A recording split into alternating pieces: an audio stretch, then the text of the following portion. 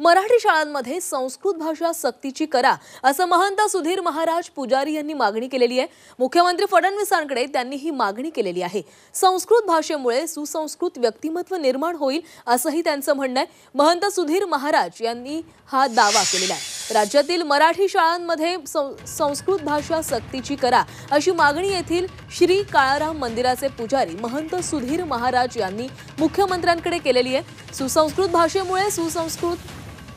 भाषेमुळे सुसंस्कृत व्यक्तिमत्व निर्माण होण्यास मदत होईल। संस्कृत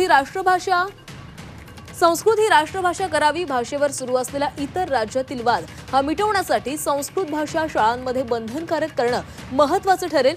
तमिळींचाही संस्कृतला विरोध नसेल असा दावा महंत सुधीर पुजारी यांनी केला।